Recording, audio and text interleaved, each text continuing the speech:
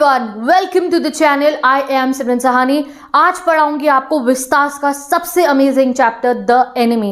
ये जो चैप्टर है, जैसे आप कोई मूवीज देखते हो, जैसे आप कोई ड्रामा देखते हो, उसमें क्या होता है, सीरीज चल रही होती है, एपिसोड 1, एपिसोड 2, एपिसोड 3, और बैक टू बैक ऐसी कॉन्सेंट्रेशन से देखते हो कि भैया सुबह रात को 12 बजे लगाइए तो 4 बजे तक वो सीरीज निपट जाती है।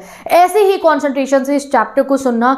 बहुत अमेजिंग, बहुत ज़्यादा इमोशनल, बहुत ज़्यादा मज़ेदार चैप्टर है। ये लाइफ की रियलिटी जानोगे आप, यहाँ से दुनिया को जानोगे। चलो पढ़ते हैं इस चैप्टर को। ये चैप्टर सेट है जापान और अमेरिका के वॉर के दौरान का, यानी कि हमारे वर्ल्ड वॉर 2 के दौरान का।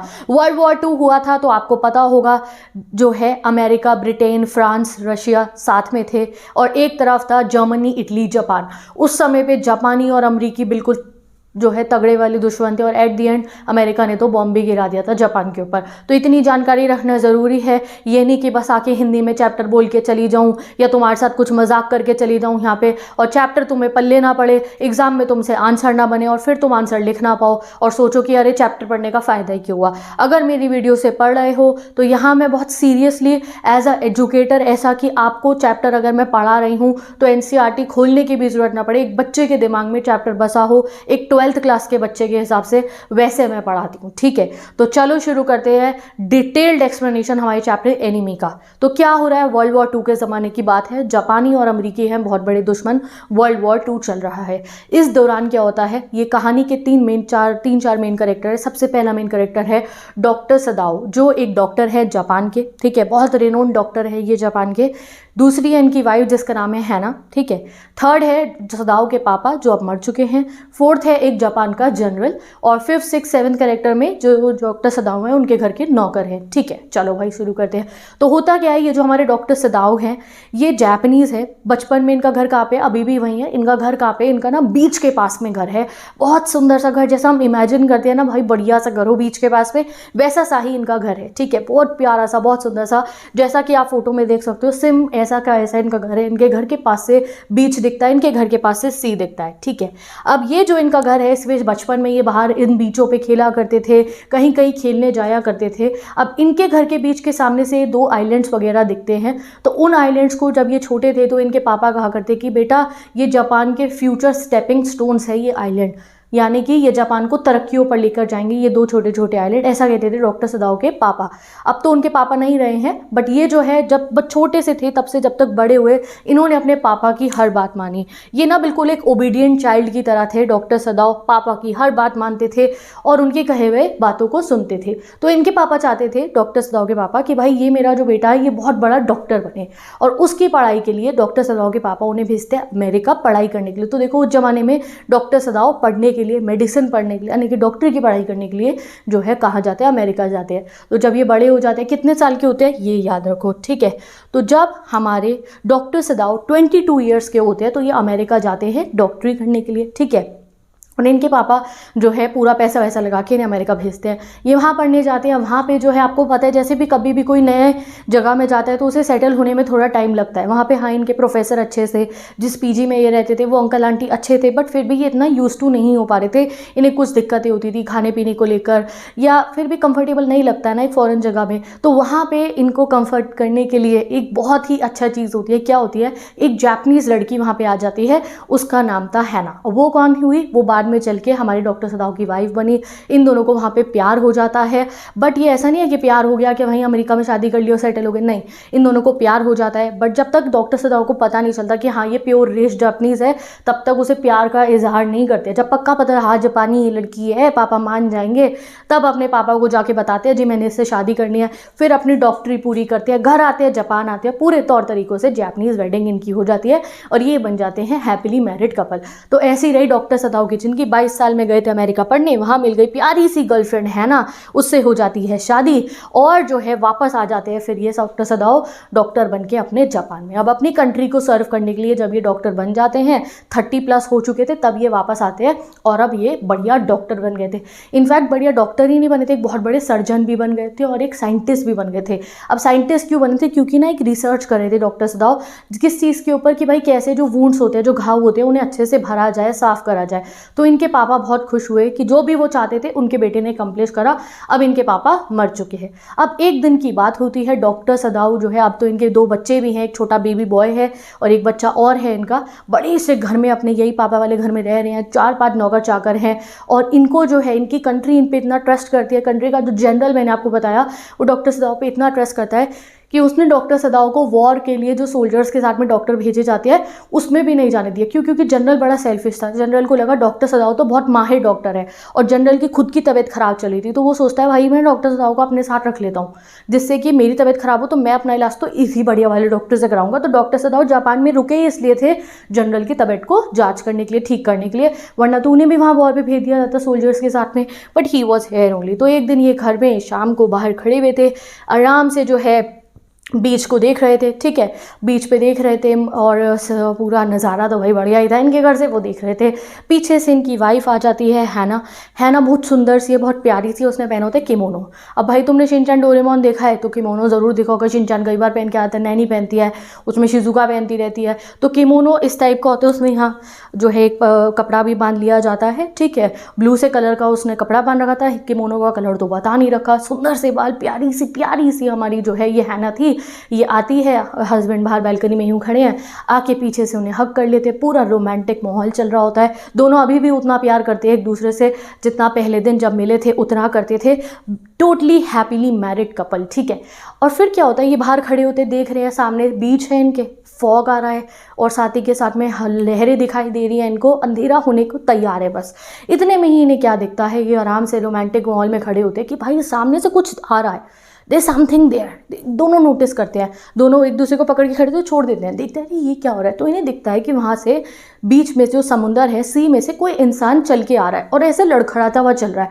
तो ये परेशान हो जाते हैं, कहते हैं अरे यार कोई फिशरमैन ना हो, उसको कहीं चोट वोट लग गई हो, घायल हो गया हो, लगता है कोई फिशरमैन है, चलो हम उसकी मदद करें। देखते हैं वो लड़खड़ाता हुआ आता है और वो यूं गिर जाता है बीच पे आके। तो ये दोनों भागते हुए जाते हैं। तो भाई हैना जा रही है भागती हुई, किमोनो ऐसे पीछे लहर रहा है, बिल्कुल फिल्मी सा सीन है, भागने के बचाने के लिए जा रहे हैं, नहीं लग रहा है कोई फिशरमैन है हमारा जापानी, उसकी मदद करेंगे। जैसे ही वहाँ जाते हैं देखते एक आदमी घिरा पड़ा होता है और देखते उसके बॉडी में से खून निकल रहा होता है। तो doctor Sadao is a very well trained doctor, तो उसको जो है वो पलटते हैं और चेक करते हैं और उसे दिख जाता है कि अरे इसको जो है यहाँ पत्थर से छिल गई है इस बच्चे की पूरी। तो वो देखते हैं कि भाई ये पत्थर आसपास में, इससे इसकी बॉडी छिल गई है। तो इतने में क्या करते हैं डॉक्टर सदाओ, वहाँ सी के पास में कुछ मॉस लगी होती है, जो वहाँ पे प्लांट्स होते हैं, उसको ऐसे मसल के जो है उसको उसके जो है जहाँ पे घाव हो रहा था उसे पैक कर देते हैं। और इतने में ही उन्हें दिख जाता है कि उसकी जो लोअर बैक है उसमें गोली लग रखी थी, यानी कि इसको गोली लगी हुई थी। अब ये बड़े कंफ्यूज होते हैं कि भैया ये कौन है। तो तब इनको उसके बच्चे के बाल दिखते हैं, जो है वहाँ से आया था, आके गिरा था, वो कौन था, गोल्डन से कलर के बाल थे। और तब इन्हें एहसास होता है अरे ये तो कोई अमेरिकन है। और हैना ये देख कर के भाई ये तो कोई अमेरिकन है, बहुत ज़्यादा डर जाती है, कहती है कौन है ये। फिर ये उसकी कैप उठाते हैं और उसकी कैप जो है पानी से बिल्कुल ही सोख हो चुकी थी, कैप को निचोड़ते हैं और उस पर देखते हैं उस पर फेडेड हुआ हुआ लिखा हुआ था यूएस नेवी था और वो एक प्रिजनर ऑफ वॉर था। यानी कि now what is prisoner of war, देखो कई बार ऐसा होता है वॉर के समय पे दूसरे एनिमी के जो सोल्जर होते हैं उनको पकड़ लिया जाता है। जब उन्हें पकड़ लिया जाता है तो उन्हें प्रिजनर ऑफ वॉर के तरह रखा जाता है अपने पास, और कई बार जो है बहुत ज़्यादा टॉर्चर भी करा जाता है। तो ये जो बच्चा था, ठीक है, ये बहुत बूढ़ा आदमी नहीं था, बच्चा था 17, 18, 19 साल का। ये जो है समुद्र के साथ बेहोश होता हुआ आके डॉक्टर सदाओ के घर के बाहर आके गिर गया, गोली लगी हुई थी पीछे। तो यानी कि ये जो है प्रिजनर ऑफ वॉर है, इसको टॉर्चर हो रहा होगा, ये वहाँ से भाग के आ गया है, रास्ते में इसे गोली लग गई होगी या फिर जो भी हुआ है। अब ये क्या करे, डॉक्टर सदाओ बड़े परेशान, क्योंकि वो एक डॉक्टर है, वो किसी को अपने सामने मरता हुआ नहीं देख सकते। तो हैना कहती है अब हम क्या करेंगे। तो वो कहते हैं हमें तो इसे पुलिस को हैंड ओवर कर देना चाहिए, क्योंकि ये जापानी है, हम जापानी है, ये अमेरिकी है, ये तो हमारा दुश्मन है, हमें इसे पुलिस को हैंड ओवर कर देना चाहिए। बट वो कहते हैं जैसी पुलिस को देंगे ये मर जाएगा, ये तो अभी मरने की हालत में है। तो बड़ा कंफ्यूज होते हैं। तो हैना कहती है सबसे सही तरीका तो यही होगा कि हम इसको वापस सी में फेंक देते हैं, जिससे कि हम क्या करें, हम इसको ट्रीट भी नहीं कर सकते क्योंकि ये हमारा दुश्मन है, अमेरिकन है। तो डॉक्टर सदाओ कहते हैं हाँ ठीक है, हम क्या करते हैं, हम इसको वापस फेंक देते हैं समुद्र के अंदर, हमें नहीं पता कौन आया कौन नहीं आया, ठीक है। अब वो दोनों ऐसे कोशिश करते हैं, फिर हैना कहती है क्या आप ये कर पाओगे, अकेले कर पाओगे? तो डॉक्टर सदाओ कहते हैं मैं कर लेता, ये मेरे को कोई दिक्कत नहीं होती, कोई मेरा दोस्त नहीं है, ये अमेरिकन मेरे दुश्मन है सारे के सारे, बट मैं क्या करूँ, मैं एक डॉक्टर हूँ, अगर ये जिंदा होता ना बिल्कुल सही सलामत, मैं अभी पुलिस को बुलाता, पुलिस इसे ले जाती, ये मरती हुई हालत में मैं इसे ऐसे नहीं छोड़ सकता हूँ। तो क्योंकि वो डॉक्टर है, उन्होंने पढ़ा सीखा यही है कि मरते हुए की मदद उन्हें करनी है, जान बचानी है उन्होंने, तो वो कैसे उसको धक्का मार दे सी के अंदर। तो हैना कहते हैं अच्छा चलो फिर हम अभी एक काम करते हैं, हम इसे घर में लेके जाते हैं, इसका इलाज कर देते हैं, जैसे ये ठीक हो जाएगा तब पुलिस को बुला लेंगे, पुलिस को हैंड ओवर कर देंगे।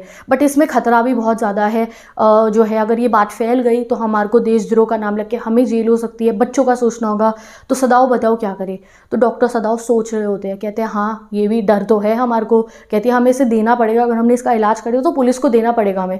तो वो कहते हैं हाँ, तो बट फिर वो फाइनली डिसाइड करते हैं, बड़ा डिलेमा में रहते हैं दोनों, क्या करे, मार दे छोड़ दे इसको, क्या करे क्या ना करे, इलाज करे ना करे। बट फाइनली दोनों, क्योंकि ह्यूमैनिटी इनमें बहुत ज़्यादा थी, इंसानियत से भरे लोग थे, इसको उठाते हैं और बहुत पतला सा हल्का सा था, ऐसा लग रहा था कितने दिनों ने इससे खाना ना खाया हो, बिल्कुल जैसा एक फेदर जितना लाइट था ये, बॉडी में वेट ही नहीं था बिल्कुल भी। ये इसको उठा के जो है कमरे में लेकर जाते हैं। किसके कमरे में लेके जाते हैं? ये ले जाते हैं डॉक्टर सदाओ के पापा के कमरे में, जो अब नहीं रहे थे। प्रॉपर एक जापानीज स्टाइल रूम था, उसमें कोई बेड नहीं था, कोई चेयर नहीं था, सिर्फ और सिर्फ फ्लोर पे, जैसे आप देखते हो ना शिनचैन डोरेमोन में वो फ्लोर पे सोते हैं, ठीक है। हाँ सुनियो के पास बेड है, बट वैसे जो जापानीज लोग हैं वो बेड वेड ज़्यादा यूज़ नहीं करते हैं, जो प्रॉपर ट्रेडिशनल जापानीज लोग होते हैं, ठीक है, वो ज़मीन पे ही पूरा एक प्रॉपर मैट्रेस होता है उस पर सोते हैं। तो ये वहाँ ले जाके जो है उसको रखते हैं डॉक्टर सदाओ, जैसी ज़मीन पे, तो वो क्विल्ट निकालने के लिए जाते हैं। अब है ना एक अलमारी खोलती है, उसमें से सुंदर सी वाइट कलर की फ्लावर्स वाली सिल्क वाली क्विल्ट होती है। अब उसे निकालने से पहले सोचती है ये रजाई निकालूं, इसके लिए से तो खून निकल रहा है, गंदी हो जाएगी, लेडीज़ थोड़ा प्यार करती है ना अपनी इन चीज़ों से, बट फिर भी कुछ नहीं है, निकाल के ले आती है रजाई, उसको लेटा देती है। खून वो रखा है, वो बहुत गंदा हो रखा था। तो डॉक्टर सदाओ कहते हैं क्योंकि भाई इतने दिनों से पता नहीं वो पानी में था, इतने दिनों से खाया नहीं था, पिया नहीं था, खून से लथपथ उसके कपड़े थे, तो उसको कहते हैं पहले से इसे साफ़ करना पड़ेगा, पहले इसके कपड़े वपड़े उतार के इसको नहलाना पड़ेगा, तब जाके जो है इसको पहले क्लीन करना पड़ेगा, तब जाके मैं देख पाऊंगा क्या करना है आगे क्या नहीं करना। तो वो कहते हैं नहीं नहीं आप इसको नहीं नहलाओगे, मैं नहीं चाहती आप इसको टच करो, तो मैं यूमी को बुला के लाती हूँ, यूमी इसको नहला देगी। अब यूमी कौन है? यूमी है इनके बच्चों की नैनी, ठीक है। तो हैना जाती है यूमी को बुलाने के लिए। यूमी क्या कर रही थी, इनको छोटा सा प्यारा सा बेबी था उसको सुला रही थी। अब जैसी मम्मी को देख लेता है तो बेबी मम्मी के पास आने की करता है, तो हैना 2 मिनट अपने बच्चे को उठाती है, प्यार करती है, सुलवाती है उसको यूमी के साथ में, कहती है यूमी जल्दी एक बाल्टी लो पानी की, गर्म पानी की, टॉवल लो, चलो मेरे साथ में। यूमी को लेके जाती है ये वहाँ पे उस कमरे में जहाँ पे वो प्रिजनर ऑफ वॉर को लेटा रखा है। तो वो देखती है इसको, कहती है वाइट मैन, अमेरिकन दुश्मन हमारा। वो कहती है हाँ तो मेरे से नहलाना होगा। कहती है नहीं मैं नहीं करूँगी ये काम, एक तो ये वाइट मैन ऊपर से इतना गंदा है, इसको तो मैं टच भी ना करूँ। तो हैना कहती है नहीं मैं तुम्हारी मालकिन हूँ, तुम्हें बात माननी पड़ेगी मेरी। बट यूमी कहती है मैम ये आपका काम है, मैं बहुत गरीब इंसान हूँ, मैं बहुत सीधे इंसान हूँ, हमें इस सब में इन्वॉल्व मत करो। तो यहाँ पे हैना डर जाती है कि भैया कहीं गुस्सा होकर पुलिस को अभी कंप्लेंट कर दी तो हमें अभी जेल हो जाएगी। तो हैना कहती है ओके फाइन आप मत करो। और फिर हैना को अंदर से गुस्सा आ रहा होता है कि क्या है ये, क्या तरीका हुआ, एक बेचारा बेजान इंसान पड़ा हुआ है, नहला देगी तो क्या हो जाएगा, थोड़ा सा पानी तो डालना है, इतनी क्या नफरत है। उसको गुस्सा आता है। अब उसने उस गुस्से में उसने बाल्टी उठाई, कह रही मैं नहला दूंगी कोई बात नहीं। उसने उस बच्चे के जो है वहाँ से शर्ट हटाई और उसको जो है पानी डाल के उसकी मिट्टी विट्टी जो थी ऊपर से हटा दिया, खून सारा साफ। तो हैना नहला देती है उसको। अब एक चीज़ और हुई थी जो मैंने तुम्हें नहीं बताई है, अब बताती हूँ। तो जब ये जो है हैना यूमी को लेकर आ रही थी तो उनके जो है घर के और नौकर, जैसे कि उनमें से एक था गार्डनर, वो गार्डनर बुलाता है हैना को, कहता है मैम आप ये बहुत गलत कर रहे हो, मास्टर ये बहुत गलत कर रहे हैं। वो डॉक्टर सदाओ के घर में तब से हैं जब से डॉक्टर सदाओ छोटे बेबी थे, तो उनके पापा के टाइप के ही हो गए वो कहते हैं बहुत गलत कर रहे हो आप। ये जो लड़का है, ये जो आया है, इसको पहले बंदूक ने मारा, गोली ने मारने की कोशिश करी, फिर जो सी है उसने इसकी जान लेने की कोशिश करी, ये डूब के मर सकता था बट ये बच गया जैसे तैसे। अब अगर आप इसको बचाओगे इसकी जान, तो जो गोली है बंदूक मान लो, और जो सी है अपना बदला आपसे लेगी, यानी कि आप मौत के सामने आ रहे हो, आप मौत के बीच में आ रहे हो, इस बच्चे की मौत लिखी है, आप इसको मत बचाओ। तो हैना कहती है ठीक है मैं अपने हस्बैंड को ये बात बता दूंगी। वो चली जाती है, वो इस सब बातों में बिलीव नहीं करती है। अब वापस आते हैं, हैना उसको नहला चुकी है। अब क्या होता है, डॉक्टर सदाओ अंदर आते हैं। डॉक्टर सदाओ पूरा अपना किट लेकर आते हैं जिससे जो है उन्हें उसका इलाज करना है। देखो पूरा हैना ने उसको, बेचारी ने पूरा उसको फ्लोर बोर्ड क्लीन करा पूरा पैर पर और उसको नहला दिया बच्चे को, ठीक है। अब क्या होता है, अब डॉक्टर सदाव वहाँ आते हैं और वो ऑपरेशन करने का सामान लेकर आते हैं। अब हैना हैरान हो जाए, हैरान कहती है आप इसका ऑपरेशन करोगे? वो डर जाती है, कहते हैं हाँ ऑपरेशन करना पड़ेगा। और वो कहती है हम ऐसा क्यों करें, अगर ये बच जाएगा तो वो भी इनके लिए मुसीबत है कि अगर ये बच गया तो फिर क्या करें, इसको पुलिस में दे ना दे, कोई इनके ऊपर इल्ज़ाम आ रहा है कि भाई तुमने क्यों ऑपरेशन करा, मर रहा था तो मरने दो। बट डॉक्टर सदाव जैसे कि वो एक डॉक्टर हैं तो वो किसी को अपने आंखों के सामने मरता हुआ नहीं देख सकते। कहीं ना कहीं उन्हें ये भी लगता है कि लोग उनको इसलिए शक ना करें कि वो इतने समय अमेरिका में रह के आए हैं तो उनके कुछ अमेरिकन सेंटिमेंट्स हैं, इसलिए वो इस अमेरिका की मदद करें, अमेरिकन की। डॉक्टर सदाव कहते हैं कोई मैं अमेरिकन की वजह से इसकी मदद नहीं करूँ, ये एक इंसान है तो इंसानियत के नाते मुझे इससे ऑपरेट तो करना होगा। और हैना को कहते हैं जल्दी चलो, अब जल्दी मेरा ऑपरेशन में तो मदद करो। तो अब हैना को असिस्ट करना होता है डॉक्टर सदाव को ऑपरेशन में। और आज से पहले उसने कोई ऑपरेशन नहीं करा था और ना ही उसने कभी भी डॉक्टर सदाव को ऑपरेशन करते हुए देखा था। तो वो डर जाती, कहती है मैं, कहते हैं हाँ और तुम्हें इसे एनेस्थीसिया भी देना होगा। तो अब डॉक्टर सदाव अपने काम में इनग्रॉस हो जाते हैं। अब डॉक्टर सदाव को वो बताती है मैंने इसे नहलाया, यूमी ने तो मना कर दिया था। वो कहते हैं अच्छा ठीक है। अब वो ज़्यादा ध्यान नहीं देते हैं बिकॉज जो है अब ऑपरेशन जब करने वो निकलते हैं तब उनको किसी से मतलब नहीं, वो पूरा इनग्रॉस हो जाते हैं कि भाई मैं जिसका इलाज कर रहा हूँ वो बिल्कुल बढ़िया वे में कर दूँ। पूरा खून निकल रहा था उस लड़के की बॉडी के अंदर से और उस खून से जो है पूरा मैट्स जो थे फ्लोर के वो ख़राब हो रहे थे। वो देख के हैना परेशान होती है, कहती है मैट्स, और बाहर जाती है, कुछ कपड़े बाहर रखे होते हैं गार्ड ने उन्हें लेने की, भाई वो रख दूंगी, मैट तो ख़राब ना हो कमरे की। बट इतने में सब खराब हो चुका था। तो हैना का डिलेमा देखो, कहीं वो उसकी मदद करना भी नहीं चाह रही, अपने फर्नीचर की भी टेंशन हो रही है और अभी ऑपरेशन में मदद भी करानी है। हैना फिर उसके ऑपरेशन में मदद कराती है डॉक्टर सदाव की और डॉक्टर सदाव गोली ढूंढने की कोशिश करते हैं और वो जो है चिल्ला रहा होता है दर्द में। और ये सब देखकर हैना को उल्टी आ जाती है, वो घर कमरे से बाहर जाती है एंड वो वॉमिट करती है। और उसको वॉमिट करता हुआ देख के डॉक्टर सदाव को बुरा लगता है। वो कहते हैं यार मैं करी क्यों रहा हूँ, ये मेरी वाइफ परेशान हो रही है, मेरा फ्यूचर डेंजर में है, मेरी फैमिली डेंजर में, इसकी मदद करने पर मैं क्यों इसकी मदद कर रहा हूँ, मतलब कहीं ना कहीं मदद कर भी रही और रिग्रेट भी करे कि क्यों करनी। सो अब हैना वापस आती है वॉमिटिंग करके एंड अब बिल्कुल फर्म होकर आते हैं, ठीक है भाई मैं आपकी हेल्प कराऊंगी। पूछती है एनेस्थेसिया की जो है वो कहाँ पर है वो दवाई, और वो उठा के लाती है वहाँ से और एक कॉटन लेती है जिससे वो उसको बेहोश कर पाए। वो कहते हैं जब ये बहुत ज़्यादा पेन में तुम्हें लगेगा, जोर जोर की सांस लेगा, तब आपको इसको जो है बेहोश करना है और ऐसे इसको हटा देना, उसको बता देते हैं। ठीक है, डॉक्टर सीधा ऑपरेशन करना शुरू करते हैं और ऑपरेशन करते समय वो पूरा कॉन्सेंट्रेशन के साथ करते हैं क्योंकि उनके प्रोफेसर ने उन्हें सिखाया था कि जो ह्यूमन बॉडी है उसको बहुत अच्छे तरीके से डील करना है, वरना अगर वो ना करे कोई डॉक्टर तो वो एक बहुत बड़ा सिन है, उसके लिए बहुत गलत काम है। तो डॉक्टर सदाव उसको ऑपरेशन करना स्टार्ट करते हैं और अब सदाव की हेल्प कर रही थी हैना उसको एनेस्थीसिया देने में।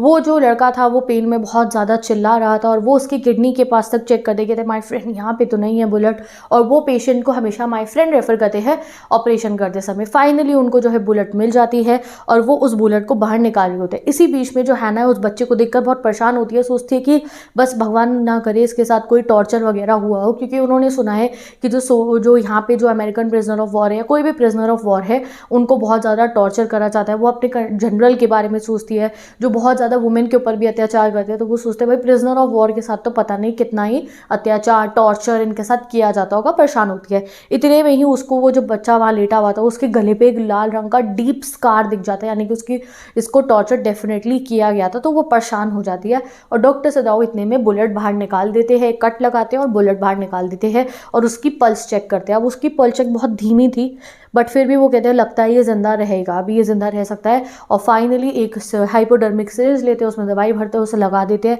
थोड़ी देर में पल्स नॉर्मल हो जाती है और वो कहते हैं अब ये ज़िंदा रहेगा, इसकी जो है जान अब बच चुकी है। अब उनके लिए बहुत बड़ी प्रॉब्लम स्टार्ट हो चुकी थी क्योंकि उनके घर के सर्वेंट को ये बिल्कुल पसंद नहीं था कि उनके मालिक घर में एक वाइट मैन को रखे, बट वो उसको यही कह के लाते हैं कि हम इसको ठीक करके पुलिस को दे देंगे। तो इस बेसिस पे सर्वेंट अभी तो कुछ नहीं कह रहे थे। अब अगले दिन हैना जाती है उसको खाना खिलाने के लिए, तो जो बच्चा है ये अपने जो है कमरे में इसको देख के बहुत ज़्यादा डर जाता है। तो हैना कहती है आपको डरने की ज़रूरत नहीं है, and she speaks in English. तो ये हैरान हो जाता है भाई इसको इंग्लिश कैसे आती है जापानी लड़की को। तो हैना उसे बता देते हैं कि मैं अमेरिका में रही थी इसलिए मुझे इंग्लिश आती है। हैना ना चाहते हुए भी उसको सूप पिलाती है अपने हाथों से और वो सूप पीता है और ज़्यादा कुछ बात करने की कोशिश करता भी तो कर नहीं सकता था क्योंकि उसकी बॉडी में हिम्मत नहीं थी। फिर डॉक्टर सदाव आते हैं और उसका चेक करने के लिए डॉक्टर सदाव उसको आते हैं। तो ये क्या करता है, ये ना बेड पर बैठा हुआ था। तो डॉक्टर सदाव कहते हैं बैठे क्यों तुम, लेट जाओ जल्दी से, इससे तुम्हारा खून का फ्लो ख़राब हो जाएगा बॉडी में और तुम मर सकते हो, जल्दी से लेट जाओ। तो वो लेट जाता है, अभी नहीं बैठा ही होता है और इतने में डॉक्टर सदाओ को वो पूछता है अब आप मेरे साथ क्या करोगे, थैंक यू आपने मेरी जान बचाई, मैं हूँ कुछ बताने वाला। उसके मुंह पे हाथ रख देते, कहते मुझे कुछ मत बताना अनलेस मैं तुमसे ना पूछूं। तो वो कहता है अच्छा ठीक है, और उधर मुँह करके फिर वो लेट जाता है। जो उनके घर के सर्वेंट्स थे वो उनको बहुत ज़्यादा आके बोल देते हैं कि भाई ये आप बहुत गलत कर रहे हो। यूमी भी आके बोलती है कि अगर आप ऐसे अपने घर पे वाइट मैन को रखोगे तो हम यहाँ पे ज़्यादा समय तक काम नहीं करेंगे। वो उसको एक्सक्यूज़ तो दे देती है बट कहीं ना कहीं बहुत ज़्यादा वो डर रही होती है और रोज़ डॉक्टर सदाओ उसकी हेल्प कर रहे हैं, उसको टेक केयर कर रहे हैं, उसका जांच कर रहे हैं कि भाई वो बच्चा ठीक हो जाए। अब क्या होता है, उनके घर के जो सर्वेंट्स हैं उन्हें एक आँख ऐसे करके देख रहे होते हैं और कहीं ना कहीं उन्हें लग रहा होता है कि उनके जो मास्टर है अमेरिका रह के आया तो उनके कुछ सेंटिमेंट्स है इससे जुड़े हुए, इसलिए इसकी मदद करे। तो डॉक्टर कहते हैं ऐसा कुछ नहीं है, मैं इंसानियत के नाते इसकी मदद कर रहा हूँ।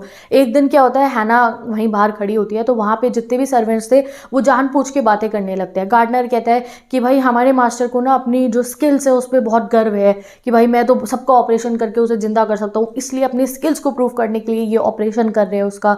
और ऐसी ऐसी बातें करते रहते हैं कि ये बहुत गलत कर रहे हैं, बच्चों पे इसका क्या इफेक्ट पड़ेगा। यूमी कहती है अगर इनको पकड़ के लेगी पुलिस तो बच्चों का क्या होगा, और जान के जोर की बोल रहे थे जिससे हैना ये बात सुने और डॉक्टर सदाओ को बताए और वो व्हाइट मैन को अपने घर से बाहर निकाल दे। अब दिन पर दिन डॉक्टर सदाओ उसको रोज एग्जामिन करते हैं। एक दिन वो उसको जाके एग्जामिन करते हैं, उसके स्टिचेस भी खुल चुके थे और लगभग जो है आप मान लो बिल्कुल ठीक होने वाला था। वो बस 10-15 दिन की देरी थी और वो बिल्कुल पहले जैसा बढ़िया हो जाता। इतना बढ़िया ऑपरेशन डॉक्टर सदाओ ने उसका कर दिया था। ठीक है, अब क्या होता है, डॉक्टर सदाओ को जब लगता है कि ये बिल्कुल ठीक होने वाला है तो वो बाहर आते हैं अपने रूम से, जो है उसके रूम से, और आके जो है क्या करते हैं, एक चिट्ठी लिखते हैं। वो लिखते हैं कि 21 फरवरी को, इसे पूरा एक्सप्लेन कर देते हैं। चीफ ऑफ पुलिस को एक चिट्ठी लिखते हैं कि मेरे घर के बाहर एक अमेरिकन प्रिजनर ऑफ वॉर है, मैंने उसका इलाज करा। और वो चिट्ठी को लिखने के बाद रुक जाते हैं और उस चिट्ठी को ड्रॉर में रख देते हैं। सोचा था कि पोस्ट करेंगे बट करते नहीं है कुछ भी, उसको ड्रॉर में रख देते हैं। ठीक है, क्योंकि अभी वो पूरा ठीक तो नहीं हुआ था। अब 7th डे पे कुछ बहुत ही जो है बुरा होता है। क्या होता है, 7th डे पे जो उनके घर के जितने भी नौकर थे वो बिल्कुल प्रोटेस्ट कर देते हैं और वो कहते हैं कि भाई हम तो जा रहे हैं, हम अब यहाँ पे आपके घर पे काम नहीं करने वाले, हम आपके साथ काम नहीं करेंगे क्योंकि आपने तो व्हाइट मैन को अपने घर पे रखा है। यूमी भी मना कर देती है, गार्डनर भी मना कर देता है कि भैया हम तो आपके यहाँ काम नहीं करेंगे। तो वो जो है ना कुछ नहीं कहती है क्योंकि वो तो मालकिन है, उसमें बहुत प्राइड है। वो चुपचाप उन सबकी सैलरी दे देती है और जाते जाते यूमी कहती है कि अगर बच्चों को मेरी बहुत याद आए तो आप मुझे बुलाने आ जाना, आपको पता है मैं कहाँ रहती हूँ। बट वो बुलाने ऑब्वियसली जाएगी नहीं। अब हैना को घर का सारा काम करना पड़ा था, उसका भी ध्यान रखना पड़ा था, लड़के का भी। और हैना को इस बीच में एक आध दिन बात करते हुए उससे ये भी पता चल गया था कि उसका नाम है टॉम। ठीक है, तो अब वो रोज़ टॉम का भी ध्यान रखती थी और उसे घर का काम भी करना पड़ा था, बच्चों को संभालना पड़ा था। अब डॉक्टर सदाओ भी उसके घर में काम कराने में थोड़ी मदद कराते हैं। और फिर क्या होता है एक दिन भैया कि हैना तो काम ही कर रही होती है घर का, इतने में सामने से एक ऑफिसर आ रहा होता है। ठीक है, यानी कि भाई जापानी ऑफिसर आ रहा है और जापानी ऑफिसर को देख के भाई हैना बहुत डर जाती है और इससे लगता है कि भाई शायद जो है जो सारे के सारे सर्वेंट हैं उन्होंने हमारी कंप्लेन कर दी है। वो बहुत डरी सहमी भी होती है, भागती भी सदाओ के पास जाती है। सदाओ सदाओ देखो कौन आया है, और ऑफिसर सदाओ से बात करता है। ऑफिसर बताता है कि जो जनरल है उसकी तबीयत ठीक नहीं है, जनरल को अभी जो है अटैक आया है, उनको ऑपरेशन की ज़रूरत है, डॉक्टर सदाओ जल्दी से चलो। अब जैसे ही वो ये कहते हैं तो हैना कहते इज़ दैट ऑल, बस यही था। तो ऑफिसर को गुस्सा आ जाता है, अच्छा ये कोई कम बात है क्या, हमारे जनरल की तबीयत खराब हुई है। कहती है नहीं नहीं नहीं, और फिर चुप हो जाती है और डर के मारे किचन में चली जाती है। सदाओ वापस आता है, कहता है कि ठीक है मैं जा रहा हूँ जनरल के पास। तो अब चलते हैं जनरल के पास में। अब जो जनरल है उसको आ चुके हैं हार्ट अटैक। अब हार्ट अटैक आ गया है, अब वो ठीक हो गया है। डॉक्टर सदाओ ने उसको जो है उसका चेकअप कर लिया, ऑपरेट कर लिया है। अब डॉक्टर सदाओ को लगता है कि भैया ये जो जनरल है ये तो मेरे हाथ में है, यानी कि ये तो बिल्कुल मेरा फ़ैन हो चुका है। क्योंकि डॉक्टर सदाओ से जनरल पूछता है कि बे मैं और कितने अटैक झेल सकता हूँ। तो डॉक्टर सदाओ कहते हैं बस एक ही अटैक आप झेल सकते हो वरना आप मर जाओगे। और वो कहते हैं अच्छा ठीक है मैं एक अटैक और झेल सकता हूँ, तो भाई मुझे तुम्हारी सख्त ज़रूरत है अपनी लाइफ में, मैं तुम्हारे अलावा किसी डॉक्टर पर भरोसा नहीं कर सकता। तो डॉक्टर सदाओ कहते हैं नहीं और भी बढ़िया बढ़िया डॉक्टर हैं यहाँ पे, जर्मन डॉक्टर पे आप किसी भरोसा कर सकते हो। तो जनरल कहते हैं नहीं, मेरे को अपनी हेल्थ की जो है चिंता बहुत ज़्यादा है, मैं सिर्फ और सिर्फ तुम्हारे पे भरोसा कर देता हूँ। कोई जर्मन डॉक्टर मेरा इलाज करेगा तो मैं मर भी गया तो वो कहेगा ऑपरेशन सक्सेसफुल है। तो जब डॉक्टर सदाओ को समझ में आता है कि ये तो पूरा मेरा फ़ैन है, मेरे बिना तो इसकी गाड़ी चलेगी नहीं, तो वो उसको पूरी ये बात भी बता देते कि जी मेरे घर पे अमेरिकन प्रिजनर ऑफ वॉर आया था, मैंने उसका इलाज कर दिया है। ऐसा नहीं है कि मेरे को अमेरिकन से कोई प्यार है, बस मैंने मजबूरी में करा है इंसानियत के नाते। अब आप बताओ जी मैं क्या करूँ। तो जनरल कहते हैं हाँ भाई है तो परेशानी की बात, क्या किया जाए। और फिर सोच के कहता है अच्छा चलो मैं एक काम करता हूँ, मैं तुम्हारे यहाँ पे असैसिन्स यानी कि कातिल भिजवा दूंगा, और वो कातिल तुम्हारे यहाँ पे आके चुपचाप साइलेंटली मर्डर कर देंगे उसका, और कहो तुम तो बॉडी भी एक दो जगह ठिकाने लगा देंगे और तुम्हारी प्रॉब्लम सॉल्व हो जाएगी। तो डॉक्टर सदाव ना चाहते हुए भी कहते हैं ठीक है आप ऐसा कर देना। अब डॉक्टर सदाव अपने घर चले जाते हैं जनरल से ये बात करके, और वेट करते हैं रात को उसके कमरे का दरवाज़ा हल्का सा टॉम का खुला छोड़ देते कि कातिल आराम से आके अपना काम करके चले जाएं। और हैना और वो सो रहे होते हैं, जैसे ही वो सो रहे होते हैं उन्हें कुछ आवाज़ आती है तो वो डर जाते हैं और उन्हें लगता है हाँ हाँ अब पैरों के चलने की आवाज़ आ रही है, कातिल आ गए हैं, ठीक है। बट अगले दिन जब सुबह जाके देखते हैं टॉम अपने घर पे वहीं अपने कमरे में वहीं बैठा हुआ था। अगले दिन वो सुनते हैं रात को सो रहे होते हैं तो उन्हें कुछ आवाज़ आती है। अब तो हैना भी जाग जाती है वो आवाज़ को सुन के। वो कहते हैं हैना नहीं, उठ के नहीं जाना है, तुमने यहीं बैठी रहो। बच्चे भी रो रहे होते हैं बट वो चुप रहते हैं, उन्हें लगता है कोई कातिल आए होंगे। अब उन्होंने हैना को ये बात नहीं बताई थी कि मैंने घर में कातिल बुलाया कि कहीं वो डर जाए, तो वो हैना को कुछ भी नहीं बता रहे थे। अगले दिन जाते हैं, अब भी वो वहीं पे था। वो तीसरे दिन वेट करते हैं कि आज जनरल शायद कातिलों को भेज दे मेरी मदद करने के लिए, बट तीसरे दिन भी कोई नहीं आता है। रोज सुबह टॉम अपनी वहीं जगह पे बैठा होता है। तो अब डॉक्टर सदाव को लगता है भाई मुझे खुद ही कुछ करना पड़ेगा, जनरल तो मेरी मदद करेगा नहीं। तो वो जाते हैं उसके कमरे में, टॉम के कमरे में जाते हैं और टॉम से बात करते हैं, उसको चेकअप करते हैं। तो अब टॉम जो है ना चलने लायक हो चुका था। एक आध दिन पहले भी डॉक्टर सदाव उसके कमरे में गए थे तो वो उसको थोड़ा बहुत चलवाने की प्रैक्टिस करवा रहे थे, तो अब वो चलने लायक हो चुका था। तो वो टॉम को कहते हैं कि अब मैं तुम्हें यहाँ नहीं रख सकता, तो तुम्हें यहाँ पे रखना मेरे लिए खतरे से खाली नहीं है। तो टॉम खुश होकर कहता है आप मेरी फिर से जान बचाओगे? तो कहते हैं मैं तुम्हारी जान बचाने के लिए नहीं कर रहा हूँ, मैं अपनी जान बचाने के लिए ये कर रहा हूँ। तो मैंने तुम्हारे लिए पूरा इंतज़ाम कर दिया है, मेरे पास अपनी बोट है, मैं तुम्हारे लिए पानी वगैरह और जो है जो भी ज़रूरी सामान तुम्हें चाहिए होगा मैं वो लेकर आ गया हूँ। आज शाम को मैं तुम्हें यहाँ से भगा दूंगा। तुम यहाँ से जो है ये बीच से जो सामने सी है इससे आगे निकल के जाना, वहाँ पर एक आइलैंड है जो ज़्यादातर सबमर्ज रहता है पानी के अंदर, और अब जो है वो सबमर्ज नहीं होगा इस समय पे वो आइलैंड, तो इसलिए वहाँ पुलिस वगैरह नहीं रहती है।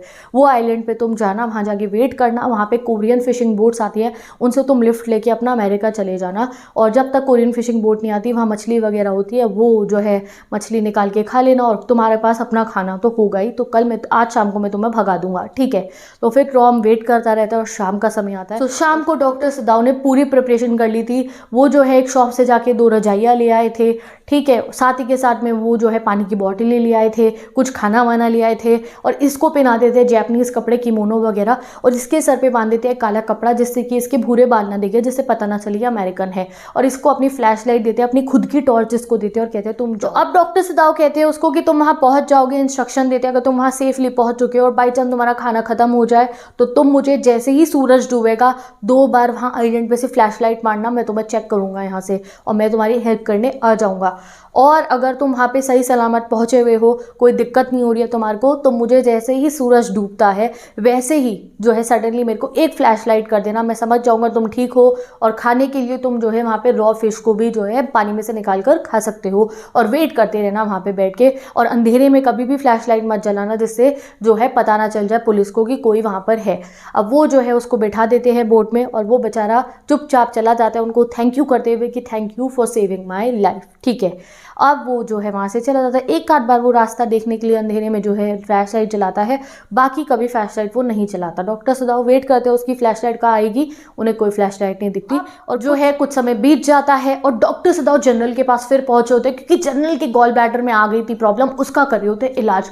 और वो जो है अपनी जो है उसी हालत में कहता है हाँ तो तुमने उसको भगा दिया अपने यहाँ से? डॉक्टर सदाव से बता चुके हैं मैं भगा चुका उसको। वो कहते हैं अरे मैंने तुम्हें कहा था ना मैं तुम्हारी मदद करूँगा, मैं कातिल भेजूंगा, बट तुम्हें तो पता है मेरी अपनी तबीयत इतनी ख़राब है, मेरे दिमाग से निकल गया। ये मत सोचना कि मैं एक अच्छा देशभक्त नहीं हूँ या मैं एक अच्छा जनरल नहीं हूँ, मैंने अपने हाथों से एक अमरीकी को निकलने दिया। मेरी जो है मेरी देशभक्ति पे तुम वो मत करना, ऐसा मत सोचना कि मैं अपने कंट्री से प्यार नहीं करता हूँ, बस मेरी खुद की तबीयत इतनी ख़राब थी कि मेरे दिमाग से निकल गया। तो वो जो है डॉक्टर सदाव कहते हैं यस सर, आप भी ऐसा मत समझना कि मैंने उसकी मदद इसलिए करी है कि मैं इतना समय अमेरिकन रह के आया हूँ और मेरे को उससे कुछ प्यार था, नहीं, मेरे को भी मजबूरन उसकी मदद करनी पड़ी क्योंकि मुझे कुछ समझ में नहीं आता। तो दोनों की डील हो जाती है, दोनों एक दूसरे पे कोई शक नहीं करते हैं। और वो जो ये तो थे, ये तो सेल्फिश थे भैया, ये तो भूल गए मदद करके डॉक्टर से वादा करिए डॉक्टर सदाव को। बट डॉक्टर सदाव इंसानियत से भरे हुए थे, इसलिए उन्होंने कहा कि मैं इसकी मदद कर देता हूँ, अब मैं क्या करूँ, ठीक है। फाइनली डॉक्टर सदाव रोज अपने घर के बाहर खड़े होते हैं, चेक करते हैं कि कहीं वो सामने से सिग्नल ना करे कोई मुसीबत में पड़े तो, बट कभी उनको कोई सिग्नल दिखाई नहीं देता, यानी कि उसको एस्केप हो चुका होगा कोरियन फिशिंग बोट से, वो अपने घर चला गया होगा। बट वो मन ही मन बैठ के वहाँ खड़े होकर सोचते हैं कि ऐसा क्या था जो मैं नहीं कर पाया। गार्डनर कह रहा था मार दो, कुक कह रही थी घर की मार दो इसको, जनरल भी मारने को तैयार थे। ऐसा मीर में और हैना में ही ऐसा क्या है कि हम उसकी जान ना ले पाए। और फिर उन्हें सारे अमेरिकन याद आते हैं जिनसे वो मिले थे जब वो पढ़ाई करने गए थे, अपने प्रोफेसर, अपनी पीजी वाली आंटी जो उनकी कभी कभी तबीयत खराब होती थी तो टेक केयर भी करती थी, बट वो थोड़ी बहुत ज़्यादा बदतमीज़ टाइप की थी, बट जो भी थी ध्यान भी रखती थी उनका। कभी कभी प्रोफेसर की वाइफ और भी सब लोगों को वो याद करते हैं और वो सोचते हैं कि मैं क्यों अलग हूँ, मैं क्यों उसको मान नहीं पाया। तो कहीं ना कहीं उन्हें खुद पे शक भी हो रहा है कि कहीं मुझे उस अमेरिकन सेंटिमेंट तो नहीं था मेरा, बट गाइस वो अमेरिकन सेंटिमेंट नहीं था उनका, वो उनकी इंसानियत थी जिसकी वजह से वो उसको नहीं मार पाए। विद दिस ये कंप्लीट होता है ब्यूटीफुल चैप्टर हमारा द एनिमी, जहाँ पे डॉक्टर सदाव ने एनिमी को एनिमी नहीं समझा, इंसानियत के नाते उसको बचाकर टॉर्चर करा गया था उसको, लिटरली उस बच्चे को 17-18 साल का बच्चा था वो, बस उसकी जान बचा के उसे उसके देश वापस पहुंचा देते हैं। So let's meet in the next video जहां हम अगले chapter on the face of it को ऐसे ही पढ़ेंगे जो मोस्ट इंपॉर्टेंट चैप्टर है आपका नेक्स्ट विस्तास बुक का। तो मिलते हैं नेक्स्ट वीडियो में। इस चैप्टर के मोस्ट इंपॉर्टेंट क्वेश्चन की वीडियो डिस्क्रिप्शन बॉक्स में है, बाकी चैप्टर्स की भी है, पोएम्स की भी है, इंस्टाग्राम आईडी का लिंक गिवन है जहाँ पे नोट्स गिवन है इसके, समरी और इंपॉर्टेंट क्वेश्चन वहां से जाके देख लो। मैं चलती हूँ, बाय बाय।